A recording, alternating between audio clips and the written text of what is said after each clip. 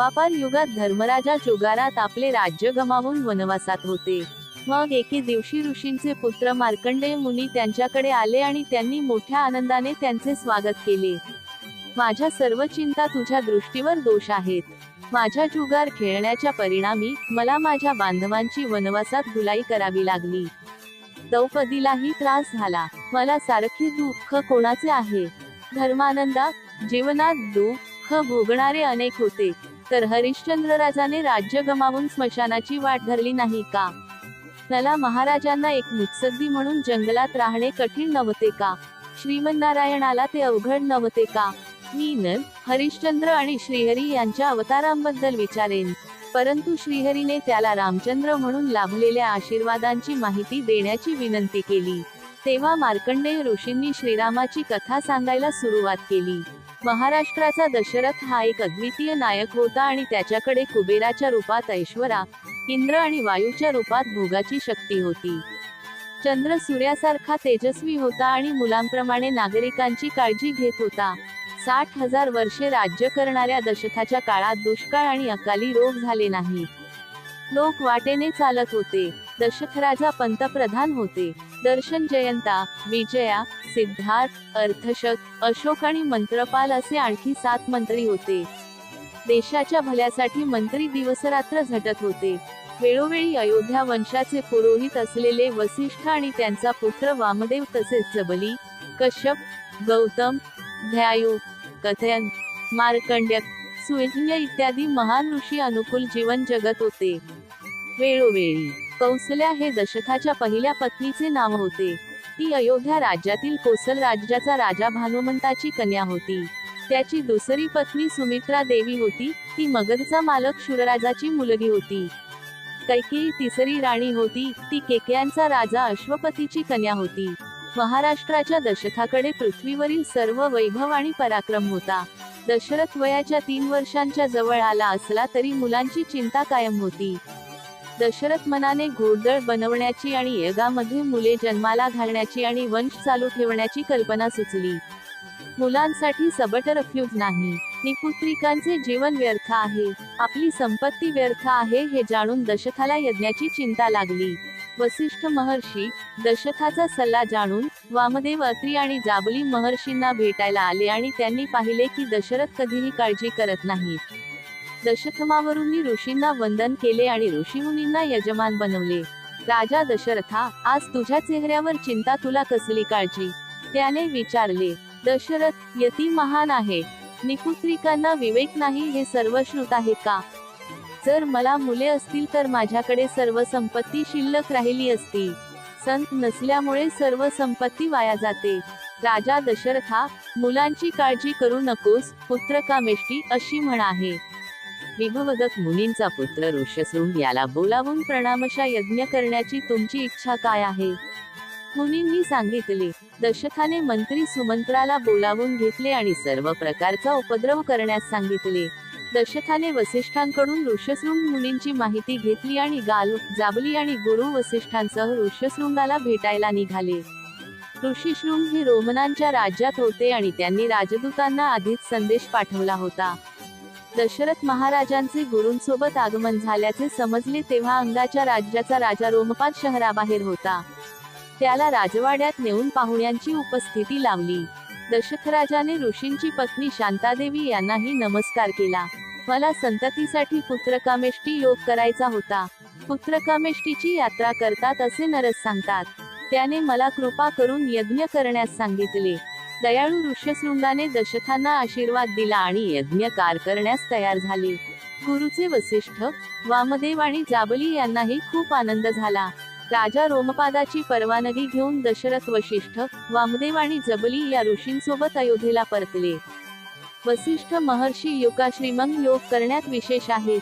त्याने दशरथराजाला ऋषिशृंगाचा इतिहास सर्वांत समर्थ आणि गौरवशाली समजावून सांगायला सुरुवात केली। कश्यप ऋषींना विबंडक नावाचा मुलगा होता।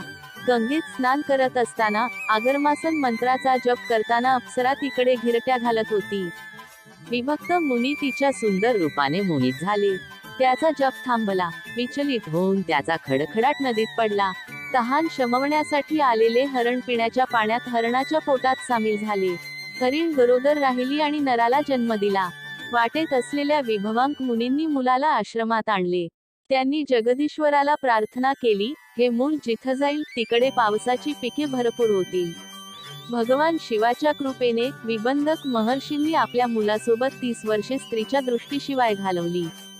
विभावरिका मुनी, ज्यांनी आपल्या मुलाला ऋष्यशृंग म्हटले, त्यांनी सर्व प्रकारे स्वतःचे संरक्षण केले. आतील भागात रोमपाद नावाचा राजा होता. त्या देशात बराच काळ पाऊस पडला नाही. नागरिकांना मुलाप्रमाणे वागवणाऱ्या रोमनांच्या देशाची समृद्धी पाहून देवेंद्रने 12 वर्षे पाऊस पाडला. तलावातील नदी विहिरी कोरड्या पडल्या, कुडी कोवळ्या पाण्याचे वैर झाले. लोक देश सोडून जाऊ लागले. नागरिकांनी रक्षण करण्याची विनंती केली. राजा रोमपादाने मंत्री, पुरोहित आणि ऋषींना बोलावले. ते या विषयावर चर्चा करत असताना स्त्रीलोक मंडळाचे महर्षी आले आणि त्यांनी विभावंक मुनींचे पुत्र ऋषिशृंग महर्षी यांना राज्यात आणून समस्या सोडवण्याची सूचना केली. रोमपाडाच्या महाराजांनी सुंदर कोल्ह्यांना बोलावून त्यांना आवश्यक साहित्य देऊन विभवांक महर्षींच्या आश्रमात पाठवले. ऋषिशृंगा प्रथमच त्यांच्या सुंदर सजवलेल्या कस्तुरी आणि अलंकार परिधान केलेल्या स्त्रियांकडे पहा. का आलात? त्याने विचारले. आम्ही एक याग करावा अशी त्यांची इच्छा होती. त्यांनी आमंत्रण द्यायला आलेली स्वादिष्ट पार्टी ऑफर केली. ऋषभिरुंगे जन्मल्यापासूनच उत्तम अन्न खाऊन आनंदी आहेत. आम्ही उद्या येऊ म्हणत बायका निघून गेल्या. ब्रह्मदेवाचे कन्येवर प्रेम होते. हरीने लक्ष्मीला छातीवर बसवले. भगवान शिवाने आपले अर्धे शरीर दिले. अशा प्रकारे स्त्रीच्या प्रेमाचा महिमा अपार आहे. स्त्रिया निघून गेल्यापासून ऋषिशृंगा त्यांच्याबद्दल विचार करू लागली. दुपारचे सत्र विसरून लयबद्ध देवस्थानाची स्थिती बदलल्याचे विभाजक मुनींना लवकरच कळले. मुलाने बरोबर उत्तर दिले नाही. दिवसभर विभाजकाला कारण कळले नाही. दुसऱ्या दिवशी पुन्हा कामिनी आल्यावर ऋषिशृंगाने त्याला स्वागत केले. त्याने पक्वानांना परत आणले होते. काही दिवसांनी मादी जेवण आणून आल्यावर ऋष्यशृंगा आश्रमाचे जेवण विसरली. विभाजकाने कारण सांगितले पाहिजे. तू का बेहोश झालास त्याने विचारले. जेव्हा ऋष्यशृंगाने घडलेला प्रकार सांगितला तेव्हा त्याला समजले की आपल्या मुलाने आपल्याकडून जेवण घेतले आहे आणि स्त्रिया नाराज होणार नाहीत हे समजून यज्ञास जाण्यास सांगितले. दुसऱ्या दिवशी कॉमिनियन परत आल्यावर घाबरू नका. माझ्या वडिलांनी मला यागाला जाण्यास सांगितले. त्याने सैन्य पाहिले आणि त्यांना विभागल्याबद्दल आशीर्वाद दिला. आम्ही त्यांच्या मुलाला रोमच्या राजाकडे आणायला आलो आहोत. रोमन राजाने उत्साहाने मुनींचे स्वागत केले.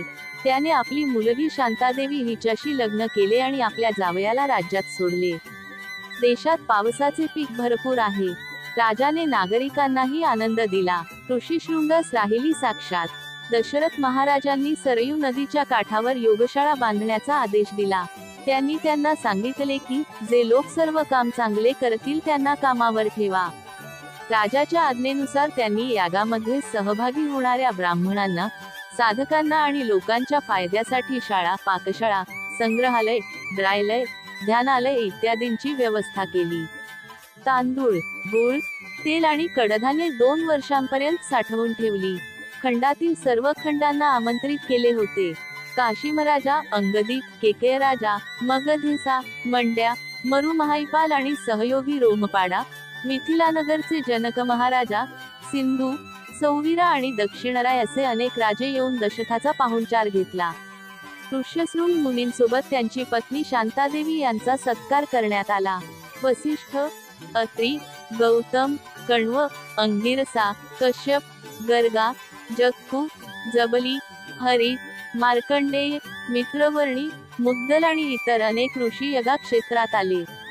छायावन, दत्तात्रेय, सुशिशी, मातंग, सुवत्स असे महान भक्तही आले. घोडदळासाठी चांगला घोडा आणला होता.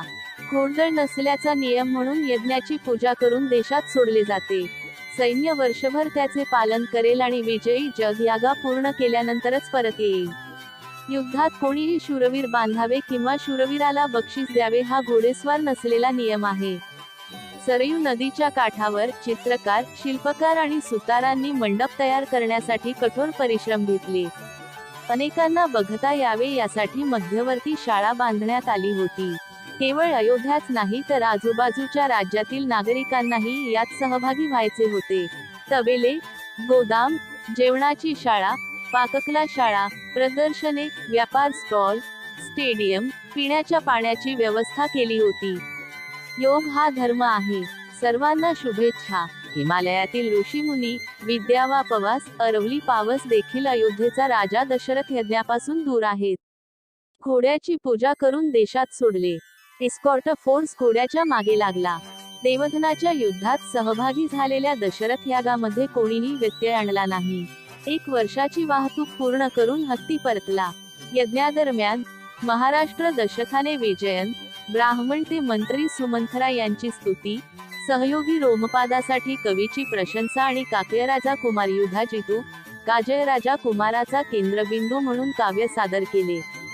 शुभ मुहूर्तावर दशरथरायांनी सतीला मंगळस्नान करून गुरुहिऱ्यांची अनुमती मिळवून याग मंडपात देवतांची पूजा केली.